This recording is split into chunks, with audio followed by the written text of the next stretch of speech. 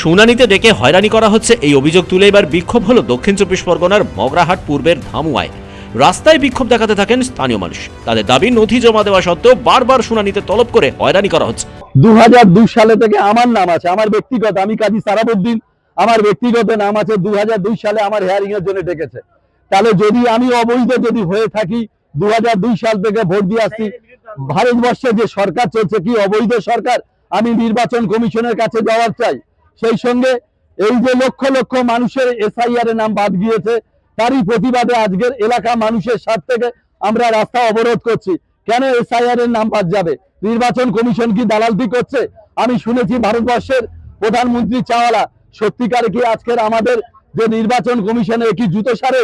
রাতারাত্রি একটা করে গাইডলাইন্স দিচ্ছে, একটা করে গাইডলাইন্স তুলে নিচ্ছে, বলছে 13টা ডকুমেন্টস দিলে এর কাজ হবে।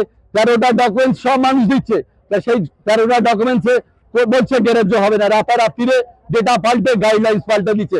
তাই এই নির্বাচন কমিশনকে জবাব চাই। বাংলার মানুষ কেন, সারা ভারতবর্ষের মানুষ এর জবাব চায়। আমরা সেই সঙ্গে শালিকা বাজারে এর প্রতিবাদ করছি, এর নির্বাচন কমিশনের জবাব দিতে হবে।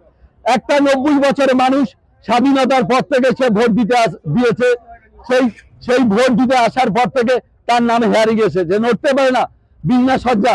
নির্বাচন কমিশন কি মানুষের নিয়ে ছেলে খেলা করছে? এই ছেলে খেলা করতে দেওয়া যাবে না। আমরা তাই ভারতবর্ষের মানুষ, ভারতবর্ষের নাগরিক হিসাবে এই প্রতিবাদ ধিক্কার জানাই এই নির্বাচন কমিশনে।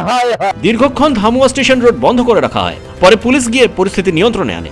শুনানিতে হয়রানি করা হচ্ছে এই অভিযোগ তুলে আজ উত্তর চব্বিশ পরগনার বাদুড়িয়াতেও বিক্ষোভ দেখালেন স্থানীয় মানুষ। ভোটারদের অভিযোগ নির্বাচন কমিশন মুসলিমদের নাম বাদ দেওয়ার চেষ্টা চালাচ্ছে। বাদুড়িয়ার শিমুলতলায় বন্ধ করে দেওয়া হয় যানবাহন চলাচল। আমাদের বিক্ষোভ একটাই কারণে, আমাদের প্রথমে এশিয়ার কাগজ এসেছিল, আমরা সঠিকভাবে প্রমাণ দিয়ে জমা দিয়েছি। ফের ভিডিও থেকে আমাদের রিটার্ন করেছে কাগজগুলো। রিটার্ন করার পরে আমরা বিএলওদের কাছে গিয়েছি, বিডিও সাহেব আমাদের কাগজগুলো আবার ঠিকঠাক করে সাবমিট করে দিয়েছে। তারপরেও আমাদের আবার নোটিশ দিয়েছে।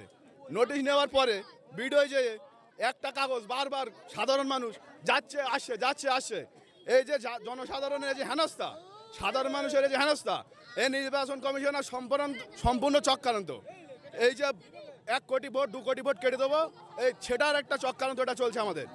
রাজ্য জুড়ে প্রতিদিনই এসআইআর নিয়ে বিক্ষোভ দেখাচ্ছেন মানুষ। তাদের দাবি নির্বাচন কমিশন বিএলওদের কাছেও সঠিক তথ্য পাঠাচ্ছে না, ফলে হয়রানির শিকার হচ্ছেন সাধারণ ভোটাররা।